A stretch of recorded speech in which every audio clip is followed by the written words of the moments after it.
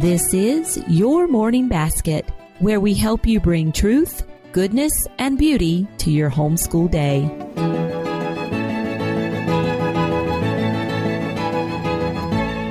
Hi, everyone, and welcome to episode 41 of the Your Morning Basket podcast. I'm Pam Barnhill, your host, and I'm so happy that you are joining me here today.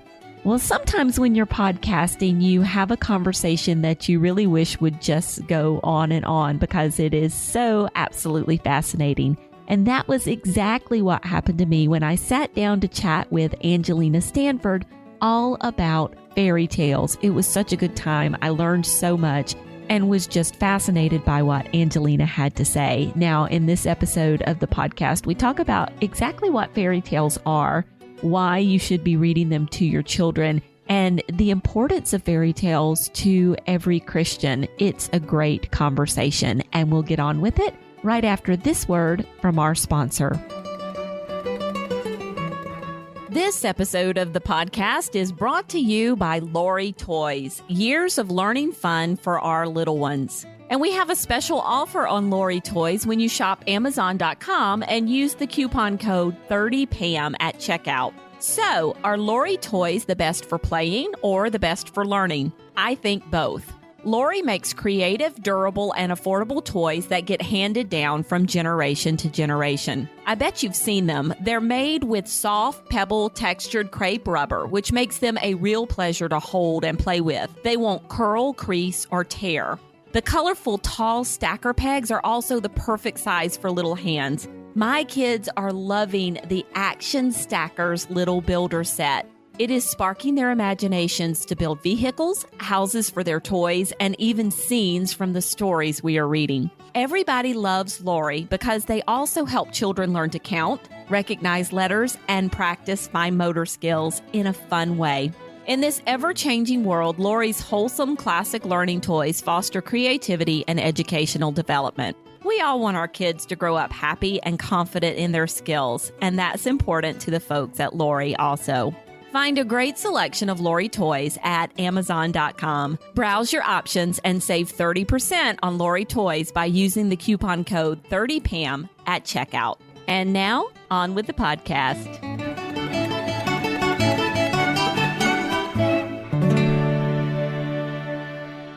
Angelina Stanford has a master's degree in English literature from the University of Louisiana and is one of the co-stars of the Cersei Institute Book Club podcast, Close Reads. In addition to homeschooling her own 3 children, Angelina has spent more than 20 years teaching in Christian classical education. She has a deep love for myths and fairy tales, and she joins us today to chat about how fairy tales can enrich morning time. Angelina, welcome to the program. Thank you so much for having me. It's a real pleasure to be able to talk to you today. Well, I am so happy you're here. And I want to start off by kind of giving our listeners a definition of what we mean when we talk about a fairy tale. What is a fairy tale? Okay, that's a great question. Yeah, a fairy tale is actually more properly understood as a wonder story. When the Grimm brothers sat down to do their collection, the actual German word that they used was that it was a collection of wonder stories. And even like Nathaniel Hawthorne, when he retells some of the myths and things, he calls his book a wonder book. So a fairy tale is really any kind of story that has a sense of wonder about it. And, a lot of the stories that we consider fairy tales like Hansel and Gretel or Little Red Riding Hood don't actually have fairies in them. So fairy tale has become sort of a shorthand phrase for really what is more largely understood to be a wonder story. And there are some specific traits of a fairy tale without which a story cannot be properly considered a fairy tale. And one of those traits is that it has to have a happy ending. A fairy tale, by definition, must have a happy ending. And if you ever read a fairy tale that does not have a happy ending, it's actually a cautionary tale and not a fairy tale. Oh. And sometimes those will all be in the same collection, but those are actually cautionary tales. Oh, that's so interesting. And by a happy ending, is it, always like the prince marries the princess, or does it sometimes just mean like redemption? Both of those things are true. There's a couple of different story patterns in a fairy tale. One is the prince and the princess story pattern. So those are always going to end with the prince and the princess getting married and having, the happily ever after moment. And the other pattern is very often a child separated from their parent. And we'll go through the story with very various obstacles to overcome in order to return home. So those stories, the happy ending is usually a reconciliation between the parent and child. But it's always some kind of happy resolution, some kind of what we'd call in literary circles a comic resolution. So it would absolutely be a redemption. The orphan would find the home, the child is reunited with the parents, the princess marries the prince, that kind of thing. Sometimes a story, though, won't have that resolution. And so I'll give you an example of that if I can. A lot of the fairy tales that we are more familiar with as Americans are the French fairy tales, the Charles Perrault fairy tales. Now, he's not like the Grimm brothers. The Grimm brothers were folklorists who went out and collected the folk tales of the German people and put them in these collections for us. Charles Perrault did not do that. He actually was a writer at the time of the court of Louis XIV. And if you know anything about history, this would be Versailles. This would be one of the most decadent, immoral periods of French history. Terribly, terribly decadent. And so what he did is he took these folk tales that were already in existence and he rewrote them as cautionary tales for very specific purposes, namely to give a warning and morality to this French court that he thought didn't have any morals. So, for example, a lot of people are surprised that Little Red Riding Hood actually has a redemptive ending. In the Grimm version of Little Red Riding Hood, the woodcutter comes in and he cuts open the wolf and out pops Little Red Riding Hood alive, out pops the grandmother alive, everybody's restored. But in the French version, the story actually ends with the death of Red Riding Hood. And that's because he's trying to make it a cautionary tale. And I love this. This is just so hilarious to me. He actually puts a moral at the end of the story because you have to consider what the audience was, right? He's writing to the French court at Versailles. And the moral is, when a young girl gets into bed with a wolf, she's going to be eaten alive. Oh. So that would be a cautionary tale version of Little Red Riding Hood versus the true fairy tale in the Grimm's Brother, where they come back, they're resurrected, and you have the full redemptive ending. Okay, this is fascinating because I've often wondered, why are there different versions of the same fairy tales? And it's because an author would take the story and use it to suit their purposes, and in the French versions, it was for morality. That's so fascinating. Oh, yeah, I think it's super interesting, too. I always find just stories are just so interesting in terms of cultural markers because, understanding the imagination of a people is, in my opinion, one of the greatest ways to understand a time period. And so it's just really, especially when you're talking about the same story and how it appears in different kinds of cultures and times and the different ways that it's using it. I mean, actually, it says a lot about our own time that we're fascinated in twists on fairy tales where the bad guy is recast as a good guy. We could really get going in that. But all of that is very fascinating to me in terms of like a cultural marker. Oh, that is interesting. Well, okay, you obviously have a great passion for fairy tales. So why do you think kids love fairy tales? Why do I think kids love it? Well, I think that kids love fairy tales for probably the same reason that I love them. There's a real sense in which a fairy tale is the purest form of story. The famous child psychologist Bruno Bettelheim wrote a book called The Uses of Enchantment, in which he did a long-term study about fairy tales and children. Because if you study the history of fairy tales, during the Enlightenment, fairy tales fell very much out of favor. It was actually a combination of Enlightenment thinkers and Puritan thinkers who were very anti-fairy tales. The Enlightenment thinkers were like moderns, right? Children need facts, hard facts, right? And why are you filling their head with nonsense stories? And the Puritans kind of had the same position, right? Like we should be doing real things, Bible stories, and not these fanciful stories. So fairy tales very much fell out of favor. And then over time, lots of arguments came around. They're too scary for kids. Kids need, safer stories, quote unquote, realistic stories, all the same sorts of arguments that float around today. So Bruno Bettelheim, this child psychologist, did this very extensive study about children and fairy tales, and his insights are absolutely fascinating. He says that the inner landscape of a child is terrified already. Like the whole world is just huge and scary to them, and they have these fears, right? And they're real. Since abandonment by parents, talking to strangers, getting lost and not being able to find your way out. Like, these are deep, deep fears that kids have. And so fairy tales are not scary to the kids because it is a representation of the fears that they already have. And so what they encounter in the fairy tale is not a foreign, scary thing, but their own inner landscape. And in the fairy tale itself, those problems are solved. The child is reunited with the parent. The lost person can find their way out. The orphan does find their home. The child who gets into trouble with a stranger is rescued. And so their fears are actually satisfied, and they get this really deep sense of a safety and comfort from these stories. He also goes on to talk about how this is something that really always kind of tickles me. He says that it's adults who have a strong sense of the need for mercy. It's children who like justice, and they really like the inner justice in a fairy tale where good is rewarded and evil is punished. And they need these things because of their own fears. Chesterton, G.K. Chesterton, who has a lot to say about fairy tales, he puts it this way. If you don't read your child fairy tales, right, you don't take away the fear of dragons. You simply take away from them the promise that St. George will slay the dragon. And the child, that's what the child needs. The fear is already there. So I think there's a lot of answers to the question, why do children love fairy tales? But I think that's one of them, is that the fairy tale itself is deeply, deeply comforting to a child. And the older you get, I think you start to become disconnected with that part. Like over and over, I get asked the question, well, what about the weird parts of fairy tales? Because yes, there are some weird stuff in fairy tales. I have never, ever run across a kid who finds any of it weird. It's the parents. And I've had this experience where I'm reading a fairy tale out loud to my children, and I'm thinking, this is nuts. What is going on? And this could not be weirder. And I look at my children, they're not even batting an eye, right? That's like, it's not weird to them at all.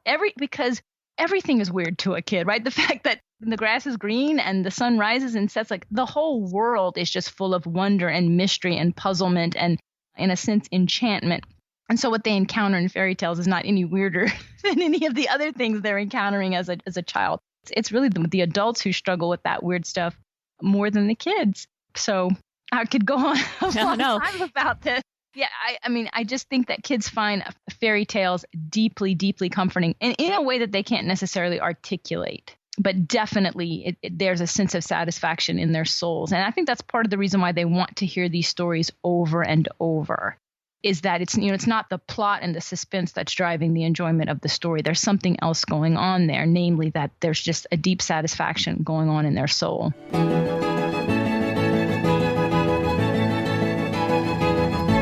Oh, that's such a great quote. I love that. Okay, but that does bring up a question for me, and we're going to kind of go back to the history of fairy tales for just a minute. Now, obviously, Perrault was writing fairy tales, you said the morality tales for the French court. So that would have been like, he was taking these stories and writing them for older people. Am I correct? Like adults? Yes, absolutely. Okay, but what about the Grimm brothers and the original fairy tales? Were those written for children, or were those written for adults?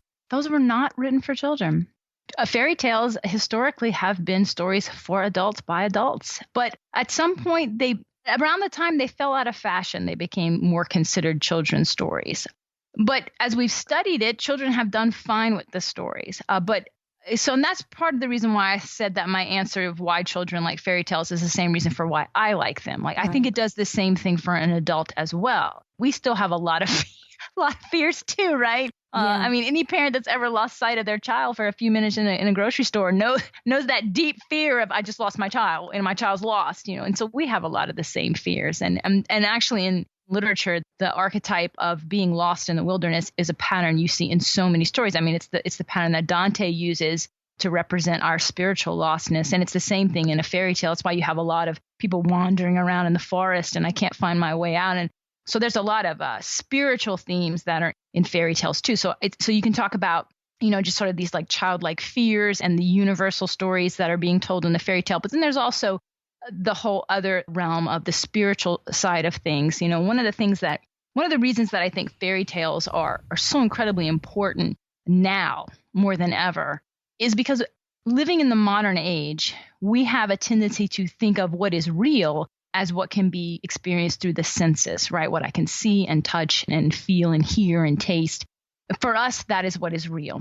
The problem with that then is that when that becomes your definition for what is real, where does that leave things like God and justice and mercy and truth and beauty and goodness, right? We have lost touch as moderns with transcendent virtues and transcendent realities. And one of the things I like to say about fairy tales is fairy tales are not just true. They are truer than true. They are realer than real. because fairy tales help to remind us of that which is the realist reality, the transcendent, right? Fairy tales help us to remember that there is a mysterious reality beyond what we can experience from the senses, right? That there is magic. This is an enchanted universe because God is in the universe, right? And it was a created universe, lovingly created, and there is meaning inherent in everything in the creation. And as moderns, we have lost touch of that so much. I mean, when we get into conversations where people say, well, I don't believe in God because I can't see him. Well, we have gotten right to the heart of this question, right? Is the only thing that's real that which you can experience with the senses? Or is there a greater reality that transcends the natural world? And that is what fairy tales constantly help us to remember and to stay in touch with, is the greater spiritual reality, that which is realer than real.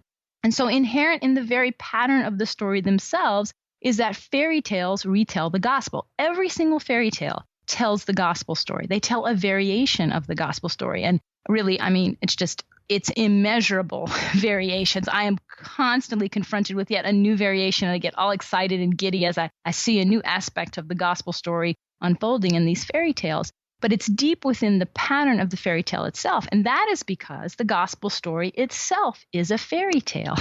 The two basic fairy tale patterns are that there is a princess, and the princess has been endangered in some way, right? Sometimes it's the evil stepmother, sometimes it's a monster, but there are some obstacle that must be overcome. And the true prince is the only one that can save the princess. So he overcomes the obstacles, he rescues her, and then he marries her. And very often in these stories, there's some sort of death and resurrection moment, like Sleeping Beauty, right? Where she is asleep, which is a picture of death, and he kisses her and he wakens her. That is the gospel story, because Christ is the bridegroom who comes to slay the dragon and redeem his bride from death. He resurrects her. His kiss brings her back to life.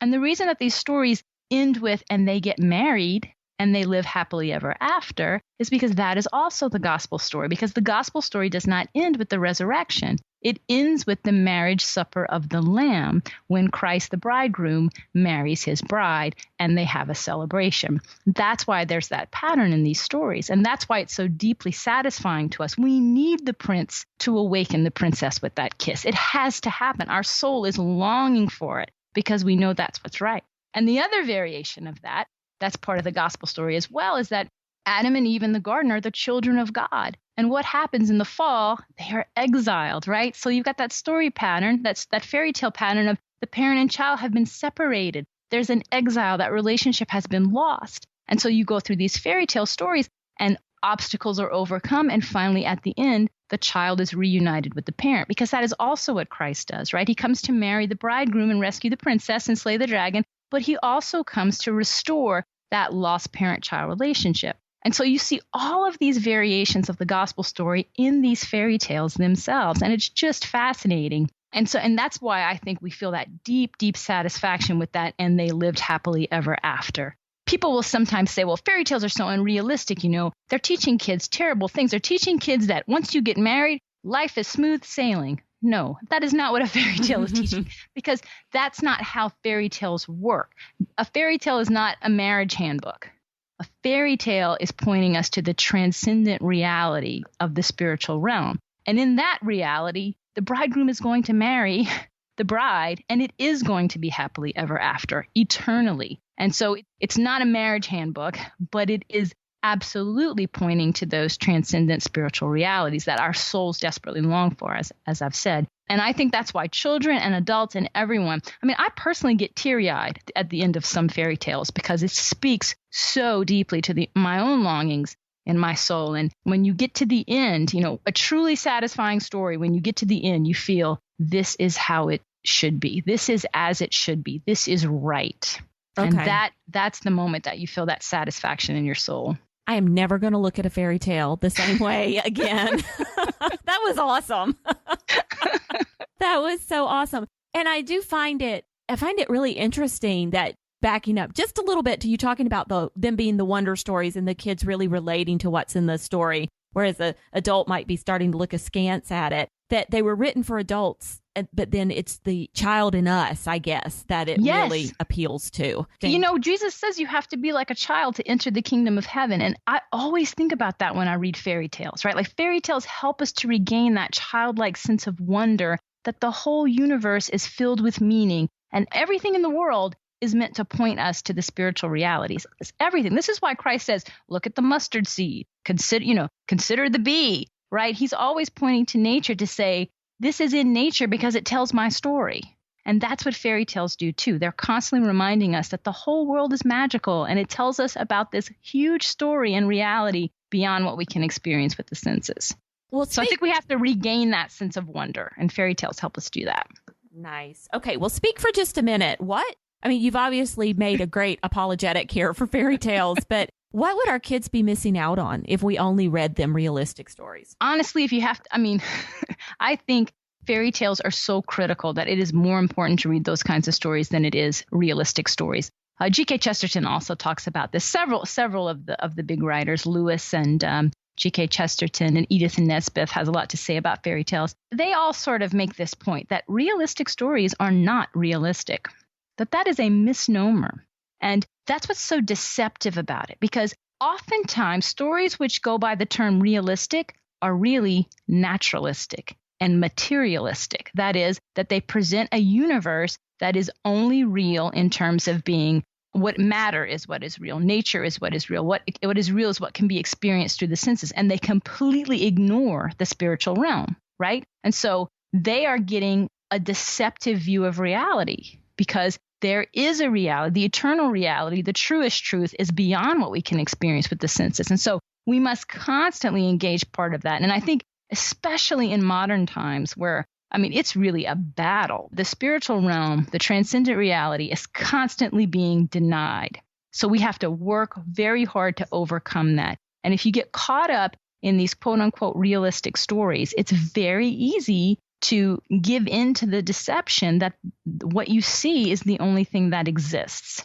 And so I think that if you only read realistic stories, you're going to be giving your children a very skewed view of reality. And one of the things I like to say is, as adults, we tend to think of the Bible as a work of theology, and we've sort of thought through it, and we have all of these very rational philosophical propositions that we've pulled out and that we believe to be true. The truth is the Bible is just a really weird story, and if you really get into it, sometimes we're kind of shocked at some of the weird stuff in the Bible. And again, it's for the same reason, right? Because the Bible is not a realistic story. You have giants being fought and defeated. You have dragons being slayed.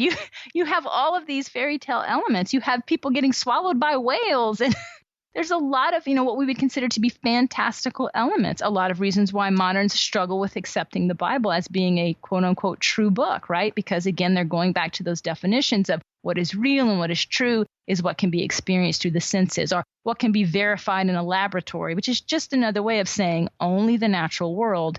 It is what is real. So I feel like fairy tales and wonder stories in general have to be an essential part of education, because we must constantly be reconnecting with the truest truth, which is that the transcendent reality, that is the real reality, much more so than anything you can get in a quote unquote realistic book. Okay, well, I'm going to bring up some objections here.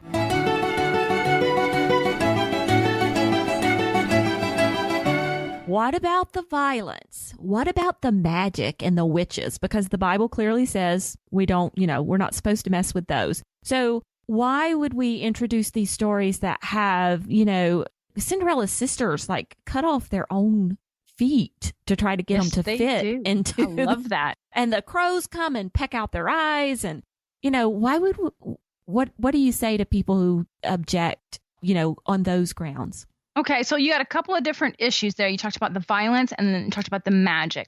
There's almost never actually any magic in a fairy tale if you read a true fairy tale. And witches that's often a word that's interchangeably used with just a bad woman character. One of the archetypes you'll see in a story, in a fairy tale, is that you always have two opposing female characters. So you'll have a good mother who's often the deceased mother, And then you'll have a bad mother that is usually either going to be in the form of a witch or in the form of an evil stepmother. And in terms of the story, they have the same function. That is that it's a threat to the child. It's the false mother idea. And you also have a lot of false home ideas in fairy tales as well. So part of the obstacle that the protagonist in a fairy tale has to overcome is recognizing the difference between false homes and false mothers and real mothers. It's a way of having discernment about what is truly good and what is truly a deception. So witches, in fairy tales, witches are not, I can't even think of a fairy tale where a witch is performing actual magic, not in the real fairy tale, at least not in the sense that we speak of magic. And also, again, those characters are always representative of evil and are always condemned and always get their just desserts at the end. So that's just a matter of having a character being able to represent evil, and you have to show them doing something evil. But there's certainly never a glorification of magic or anything like that in these stories. The other issue is the violence. And again, that is a concern that a lot of moderns have. And so you'll run into a lot of cleansing of fairy tales, shall we say, the Disneyfication of fairy tales, where they take out a lot of these violent elements. So again, going back to the work that the child psychologist Bruno Bettelheim did, where he says this is a huge mistake. This is a huge mistake, that the children are not in any way put off by the violence because their own imaginations, the kinds of things kids are afraid of, kidnappers. And I mean, I just remember being a kid and having so many intense fears, right? And my own children having these intense fears. And so he thinks that we do discredit to the fears that our children have when we don't acknowledge how terrifying their own fears are and then offer them a comfort for that, right? Like, the sorts of things that we tell our children, that God is watching out for you or your guardian angel is watching out for you. I mean, in terms of storytelling, there's not a whole lot of difference between saying your guardian angel is watching out for you or that, fairies are watching out of you. It's the same sort of idea. And I don't mean to put those on the same level, but I'm speaking metaphorically. And, one of the things that I think about is, children lie awake at night scared about the monster in their closet, right? They're terrified of the monster in their closet. And our temptation is to go in there and say, there's no such thing as monsters.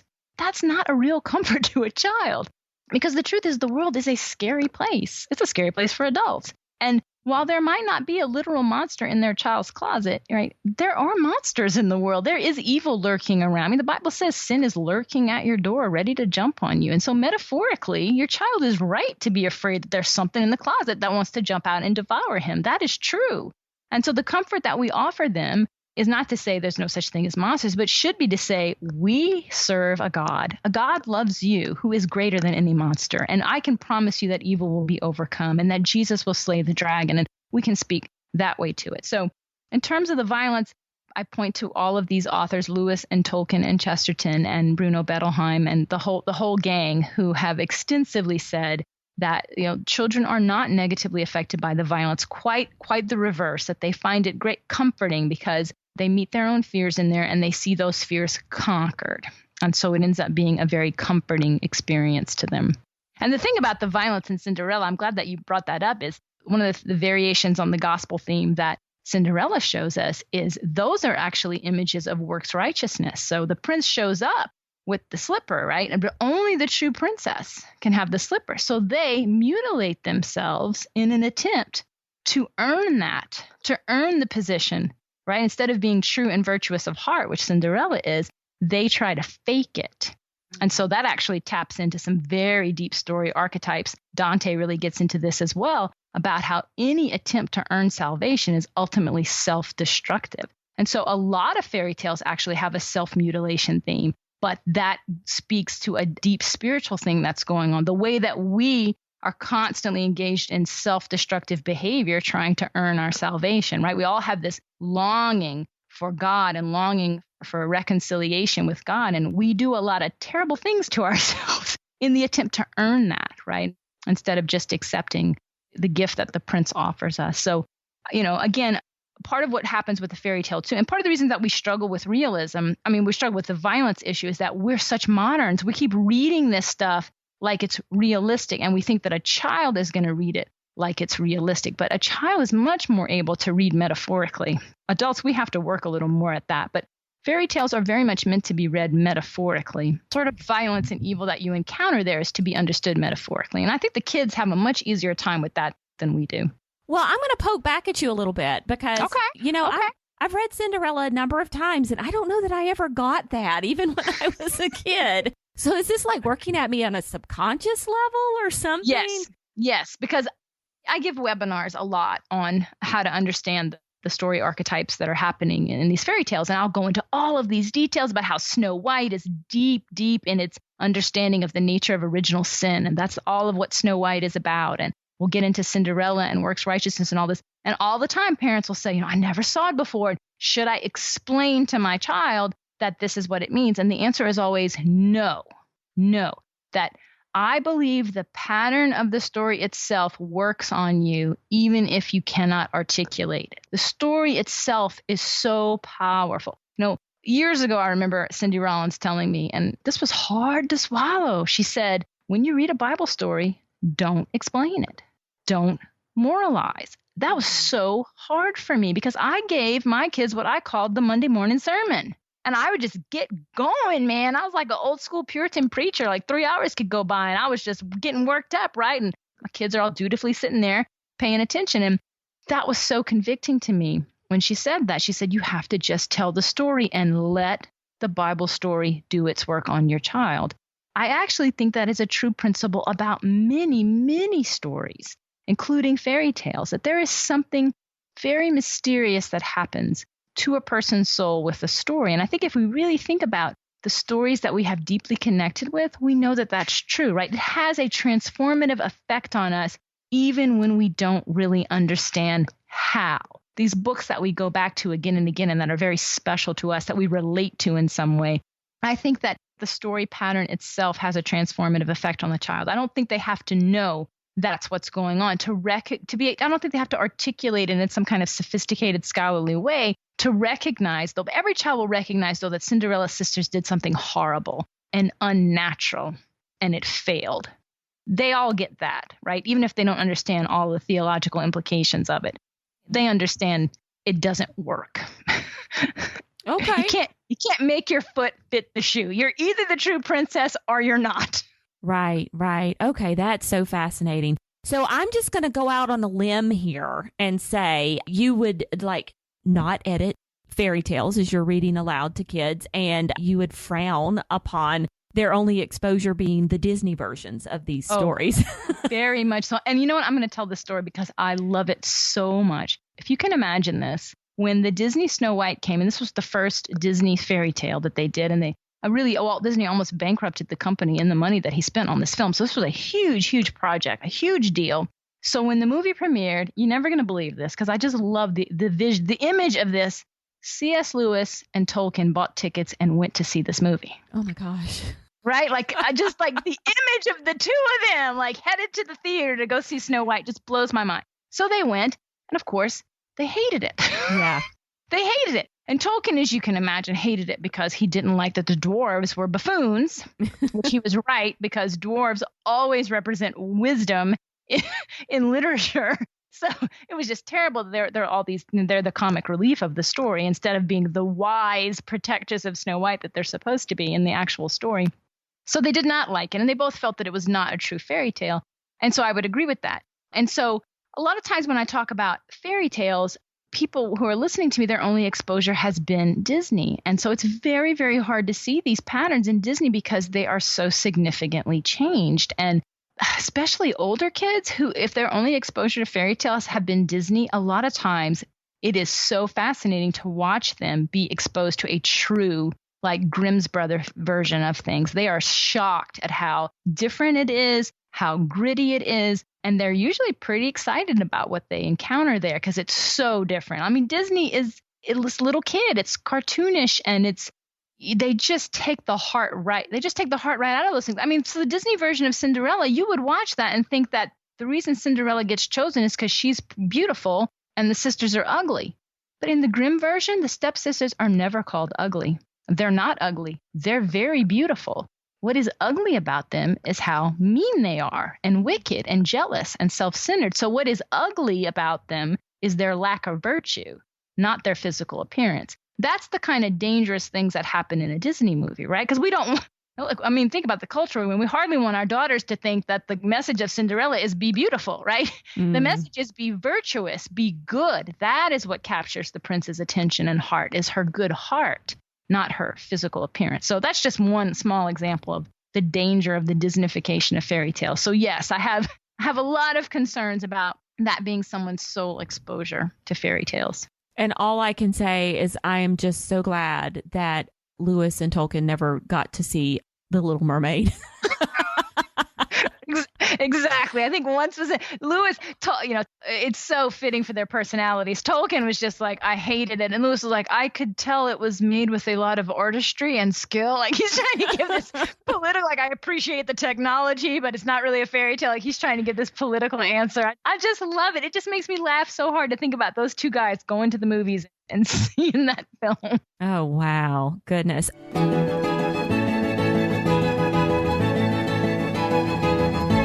Now, you've kind of touched on this a little bit, but so you're telling me that there's actually an appeal to teens for fairy tales when you start introducing them to the new versions or to the original versions. They're not going to necessarily sit around and roll their eyes? That hasn't been my experience. They're usually very intrigued. And of course, if you're talking about boys, pick out some of the more violent ones. They get into it. Well, give me some recommendations. If we have some moms who are listening and they're sitting here going, wow, okay, we've been a little derelict in our fairy tale reading here in our household, and I want to introduce it, but the kids are older. What are some that might actually pique their interest and get them involved? Well, it could be a lot of fun if they have seen the Disney versions to just start with those. Just let them see. And, while I'm not a fan of just telling kids what they mean, I do think that you can ask really great questions about comparison, and which will get the children to make a lot of these observations on their own. So if they've seen the Disney versions, why not have them read the Grimm and then ask them what was different? And it'll be really interesting to see the sort of things that they come up with. So I've been doing some consulting work with the school, and they decided to introduce some fairy tales. One of the teachers actually just told me that was her experience with the class, that she was so surprised. So they read Snow White on my recommendation, and the kids' only exposure before that had been Disney Snow White. And they were just shocked at the difference. And she said they had a fantastic discussion in class with a lot of the kids saying, well, this was different. And so this, I think, was showing us what sin does to us and the way it kind of ensnares us and lures us in, which the fairy tales do a great job of that. I think fairy tales do a great job of showing the seductive nature of evil. That's why you have a lot of those images like Candy House. I mean, what is a greater temptation than that, right? So yeah, I think that would actually be a really great way to start, is just let them start comparing and see the sorts of observations they make and just see what they make of the difference. And why is that in the original story? And one of the questions that I always like to ask about any story I'm reading is, why has this lasted so long? Why do people keep going back to these stories? What is it about them that speaks to the human condition that people keep going back to these stories? And a lot of times the answers that kids come up with are very surprising. Kids can be really shockingly insightful sometimes. Well, that really brings up an interesting question in my mind, which is, so Disney obviously went back to these stories because he read them and it was speaking to him in some way. And then to do what they did to them, do you think they realized what they were doing, or do you think it was an accident? I really don't know. I mean, I'm not one to think that there's sinister plots behind everything. I mean, I know that Walt Disney really loved Snow White, and that was a real passion to him. And some of the things about that movie are visually really quite stunning. I have a problem in general with visual representations of stories for a lot of different reasons, because part of what needs to happen when we connect to a story is our imagination needs to be engaged. Like, we need to be imagining what evil looks like in our own minds, right? Not what someone else imagines that it looks like, because the connection might not be as strong there. So I've got some issues with that too. But I doubt that there was like a plot about Cinderella. I doubt that they're sitting in the meeting, like, let's make something that glorifies female beauty. I think it just, when they sat around saying, and this is difficult, right? How do we visually represent that these people are evil? Well, it was just easy to make them ugly. But that was just the easy way out of the storytelling. It was much more difficult to show them behaving in an ugly way. So I imagine that that's the sort of thing that happened. And also that you didn't have a bunch of folklorists making that movie. You had cartoonists. And so they were much more interested in the visual representation side of things. That would be my guess. And probably also some cultural pressure at that time to remove a lot of the violence of these. I mean, obviously they changed the ending. Yeah. They changed the ending of Cinderella. And so what is lost there is that while you have the happy ending of the prince and Cinderella being married, what you lose is the final judgment element of the story pattern, right? It's not enough that good is rewarded. Bruno Bettelheim tells us that a child desperately needs to see evil punished, which of course that's part of the gospel story as well, right? Good is rewarded. The saved are taken by their savior, but then, there's the final judgment, right? There's retribution. That's also part of the story. And Bruno Bettelheim says it's an essential part of the story for children. And so they take that out of that Cinderella because in the Grimm's version, of course, Cinderella extends forgiveness to her sisters, but then the birds come and pluck the sisters' eyes out, which if you ask a kid, what does that remind you of? Probably they'll tell you the verse in Matthew where it says, if your eye causes you to sin, pluck it out. And the sin of the sisters was jealousy. And so their eye did cause them to sin. They were jealous about what they saw, and so their eyes were then plucked out. And so there's this sense of final judgment and poetic justice, and, it all sort of works together. And it's important that it's not vengeance. Cinderella forgives, right? But in the cosmic sense, evil is punished, right? This is what happens. That is just part of the natural outlay of this story. You have all of those different elements. Good is rewarded. Part of what good does is it forgives those who have done evil to it. But then there's a whole flip side of the story too, right? Which is that evil also is punished in the end. So you have all of those different aspects playing through a fairy tale. And so unfortunately, the Disney version, it takes away that element. And that's part of the reason why fairy tales, I think, get such a bad rap that you think fairy tales are just about the guy gets the girl. But there's so much more. There's so much more going on. We've gutted them, we've taken that out. I mean, the original story of Cinderella has her going out and praying. And the birds, the animal helpers that come, that's really a representation of the Holy Spirit, right? The bird comes down, and that's very scriptural. And that's part of what's happening, why the bird plucks out the eyes, because it's the bird that has answered the prayer of Cinderella. There's no fairy godmother in the Grimm's Cinderella. She prays, and then the dove brings her the dress, you see? And so it's an answered prayer. And so it's just, the Disney version just guts all that good stuff right out of it. Yeah, but the animals clean your house in the Disney version. Okay, I'm going to admit that I'm totally for animal helpers coming to clean my house. I'm fine with that. Okay, well, you've already touched on this just a little bit, but I want to go deeper. And you've touched on it in that you've said, don't try to explain this to your kids. But if you're sitting down and you're doing morning time with your kids and you're going to read them a fairy tale, what does that quote unquote lesson look like? That's a good question. I think you have a lot of different ways that you could handle it, and you don't always have to do it the same way. I think sometimes you could just read the story. I think it's totally appropriate to have them narrate. I think, in fact, that would be really interesting to see what are the different elements of the story that the different children connect to. You might have some that connect to the more happy ending elements. You might have others that connect more to the violence. You might have some that connect more to the judgment element, evil being judged and conquered. And that would probably give you actually a lot of insight into your different children and kind of where they are.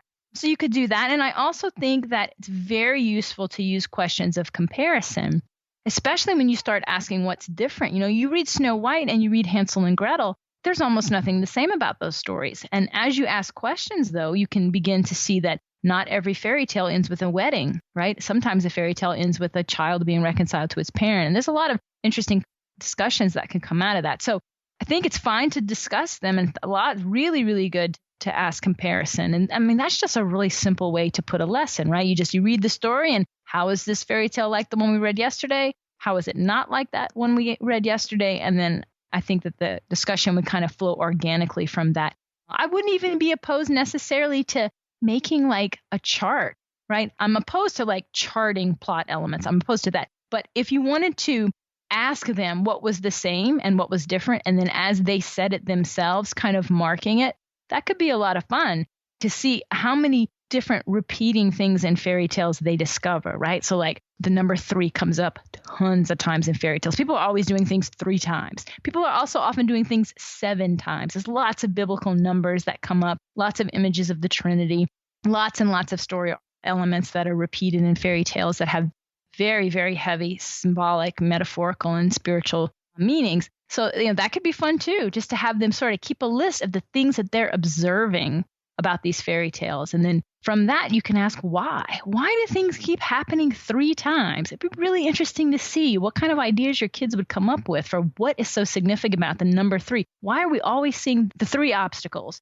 the 3 attempts, the 3, right? And where else are we seeing the 3? And you could even relate it to maybe some of the Bible stories, like, wait a minute, so David just defeated a giant. I mean, that whole archetype is so fairy tale, right? That there's a threat to the land, and the untested, unproven kind of nobody warrior shows up, and, I can do it. I can slay the dragon. I can kill the giant. And everybody kind of laughs at it, and then he does. And in a fairy tale, anytime that happens, that character always becomes the king. That's the reward for freeing the land of the threat. And so, there's all those great fairy tale patterns in so many of the Bible stories. So that could be a lot of fun, too, to pick up on a lot of those things. So, yeah, I would say definitely use the comparison.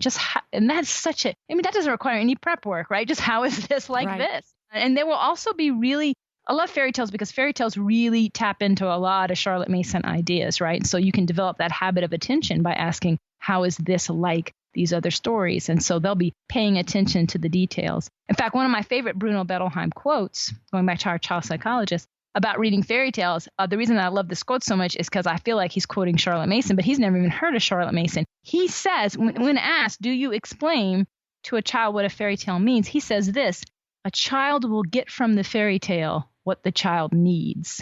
And so he does not think that you should explain it. In fact, he goes on to say this, which I think is fascinating, that if a child reads a fairy tale and latches onto something that's meaningful to him, but you think, oh, you got that all wrong, he says, be patient.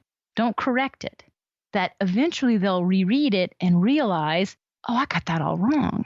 And that is the moment when the child realizes, I'm growing, I'm learning, I understand things now that I did not understand 6 months ago or a year ago. And I love that quote because that's true for me constantly as a reader, right? I'm sure it's true for you too. Every time I reread something, whether it's a Bible passage or a novel, and I see something and I have that moment of, oh, wait, I totally didn't get that before now. And then you have that feeling of, I'm learning, I'm growing, I'm becoming wiser. And so he thinks, don't rob your child of that experience of realizing I'm learning and I'm becoming wiser. That children need that too. So I just love that.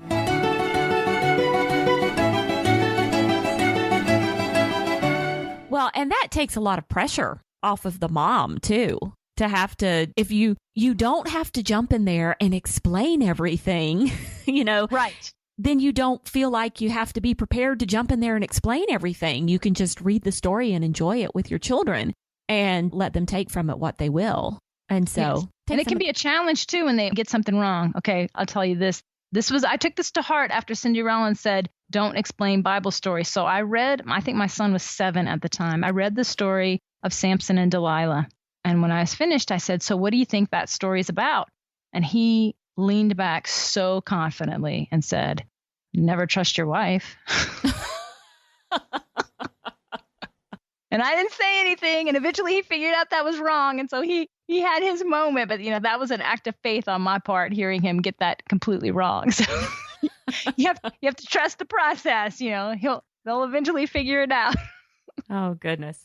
That's funny. Okay, so we know now why we should read fairy tales, and we have an idea of how we should go about doing it and which ones we should avoid, which versions we should avoid. So can you recommend a couple of anthologies or collections of fairy tales that you think would be good to start with? Well, I'm a big fan of Grimm, and I also really like the Andrew Lang fairy tales. He's also a folklorist, so I tend to like the folklore. So the Andrew Lang, the different color, the red fairy book, the blue fairy book, those are really good. And you can start with the more classic traditional fairy tales, your Snow White and your Little Red Riding Hood and Hansel and Gretel and all those kind of, ones that American audiences are pretty familiar with. But don't be afraid to branch out into some weird ones that you've never heard before. And also don't be afraid to jump into other cultures. I've got friends who love reading Chinese fairy tales and things like that. I've read some of those collections. They're very interesting. And that's also really interesting, too, to see the same stories in different countries and the way that they play out. I've got lots of different collections like that. So that's fun, too. So yeah, a lot of times people will message me or something and say, so we've read Grimm and we've read Lang. Where do we go from there?